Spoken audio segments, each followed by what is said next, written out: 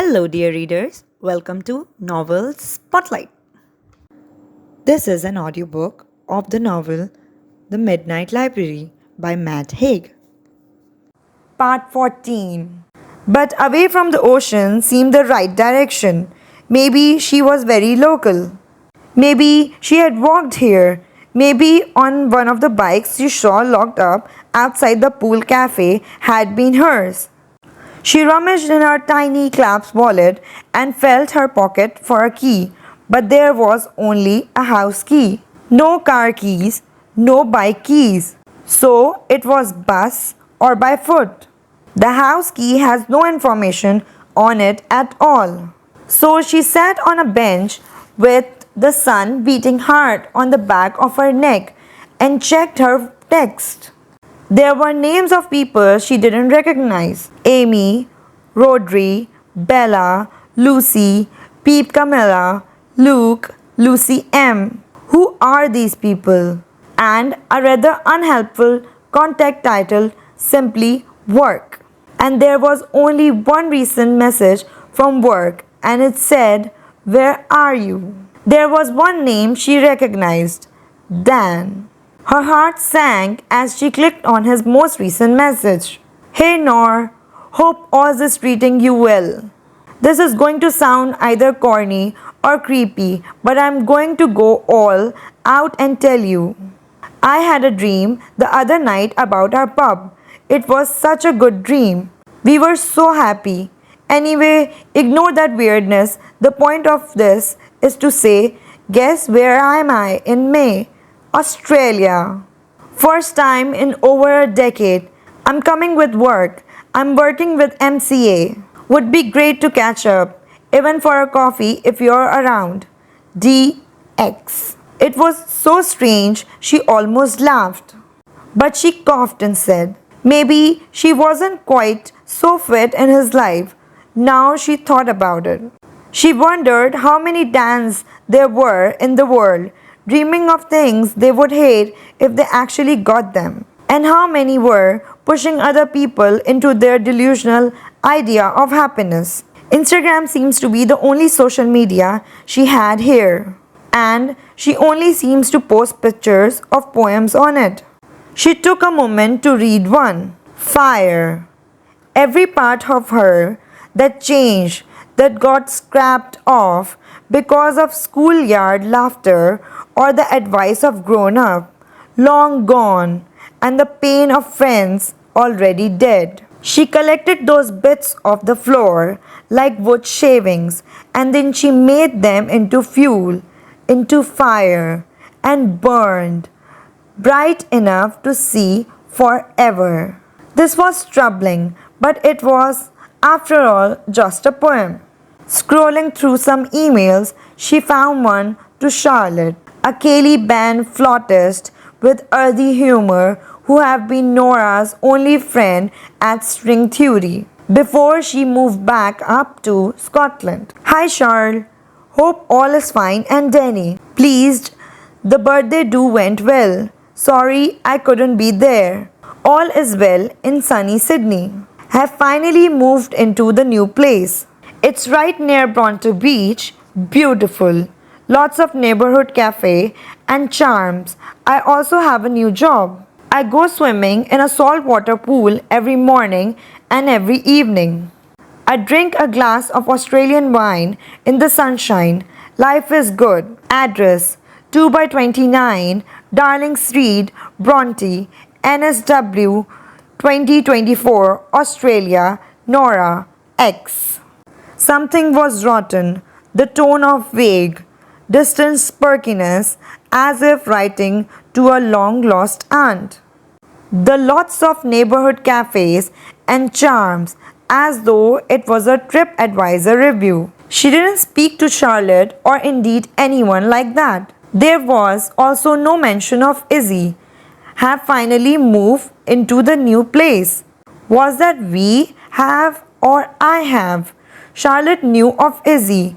Why not mention her? She would soon find out.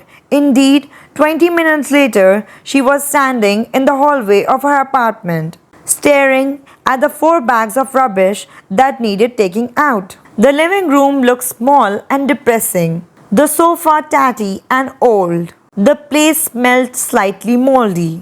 There was a poster on the wall for the video game Angel and a vape pen on a coffee table with a marijuana leaf sticker on it. A woman was staring at the screen, shooting zombies in the head. The woman had short blue hair, and for a moment, Nora thought it might be Izzy.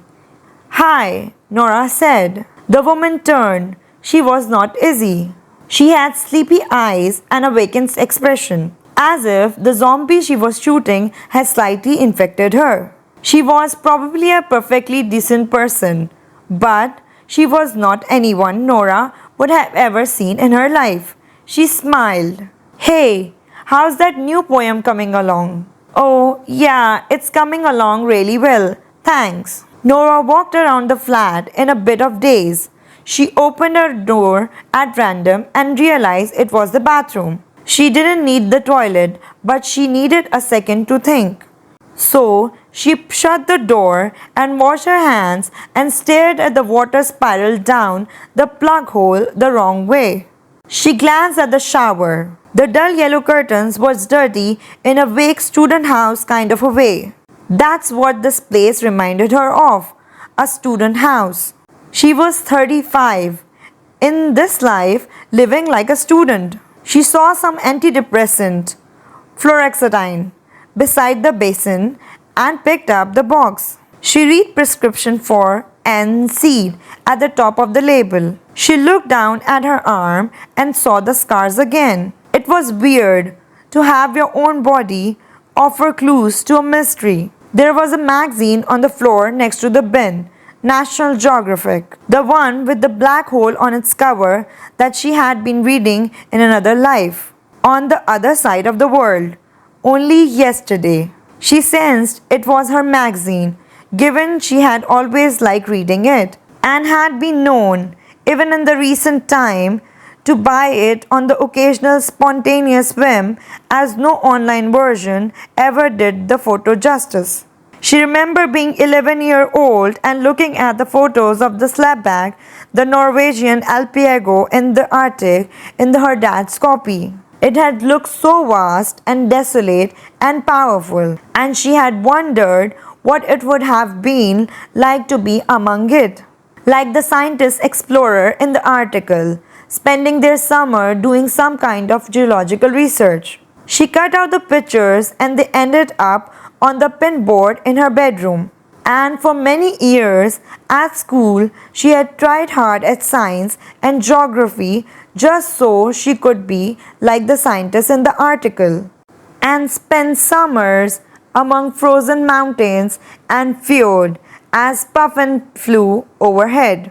But after her dad died, and after reading Nietzsche's Beyond Good and Evil, she decided that a philosophy seemed to be the only subject that matches her sudden inward intensity, and B, she wanted to be a rock star more than a scientist anyway. After leaving the bathroom, she returned to her mysterious flatmate. She sat on the sofa and waited a few moments, watching. The woman's avatar got shot in the head. Piss off, you zombie fuckface. The woman snarled happily at the screen. She picked up the vape pen. Nora wondered how she knew this woman. She was assuming they were flatmates. I have been thinking about what you said. What did I say? Nora asked. About doing some cat sitting. You know, you wanted to look after the cat. Oh yeah, sure, I remember. Bad fucking idea, man. Really? Cats? What about them? They've got a parasite, toxoplasm something. Nora knew this. She had known this since she was teen, doing her work experience at Bedford Animal Rescue Center. Toxoplasmosis. That's it. Well, I was listening to this podcast, right? And there's this theory that this international group of billionaires infected that cat with it so that they could take over the world by making humans dumber and dumber. I mean, think about it. There are cats everywhere. I was talking to Jared about this, and Jared said, Jojo, what are you smoking? And I was like, the stuff you gave me. And he said, yeah, I know. Then he told me about the grasshoppers. Grasshoppers? Yeah. Did you hear about grasshoppers? Jojo asked, what about them? They're all killing themselves because this parasitic worm grows inside them to become a fully grown aquatic creature, and as it grows it takes over the brain function of the grasshopper. So the grasshopper thinks, hey, I really like water, and so they dive bomb into the water and die. And it's happening all the time. Google it. Grasshopper suicide. Anyway, the point is the elites are killing us via cats, and so you shouldn't be near them. Nora couldn't help thinking how different this life was to her imagined version of it. She had pictured herself and Izzy on a boat near Byron Bay, marveling at the magnificence of the humpback whales, and yet she was here in a small, pot-scented apartment in Sydney, with a conspiracy theorist as a flatmate who wouldn't even let her near a cat. What happened to Izzy? Nora realized she has just asked the question out loud. Jojo looked confused. Izzy? Your old friend Izzy? Yeah. The one who died? The words came so fast Nora could hardly absorb them. What? The car crash girl? What? Jojo looked confused as curl of smoke whisked across her face. You okay, Nora? She held out the joint. Wanna talk? No, I'm okay, thanks. Jojo chuckled. Make a change. Nora grabbed her phone, went online, typed Isabel Hirsch into the search box, then clicked news. There it was, a headline above a picture of Izzy tan face smiling. British woman killed in NSW road collision. A woman, 33, was killed and 3 people hospitalized. South of Cobbs Harbour last night, when the woman's Toyota Corolla collided with a car traveling in the opposite direction on the Pacific Highway. The female driver, identified as British citizen Isabel Harris, died at the scene of the accident just before 9 p.m. She was the only person in the Toyota. According to her flatmate, Nora Seed, Isabel has been driving from Sydney back to Byron Bay to attend Nora's birthday party. Isabel has recently started working for Byron Bay whale watching tours. I'm totally devastated, Nora said. We traveled to Australia together only a month ago, and Izzy had planned to stay here for as long as possible. She was such a force of life that it feels impossible to imagine the world without her in it. She was so excited about her new job. It was so unbearably sad and hard to comprehend. The passenger of the other car all suffered injuries, and the driver, Chris Dale, has to be airlifted to the hospital at Baringa. New South Wales police are asking anyone who witnessed the collision to come forward to help with their inquiries. Oh my God, she whispered to herself, feeling faint. Oh, Izzy. She knew that Izzy wasn't dead in all her lives, or even most of them.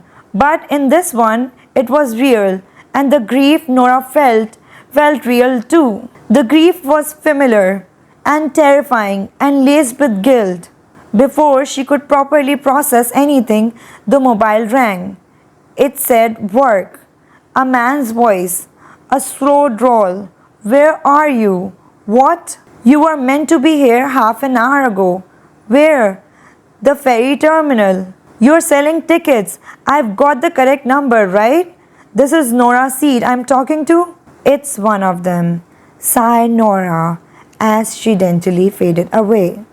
For the next part, stay tuned to Novel Spotlight. And please like, share, and subscribe.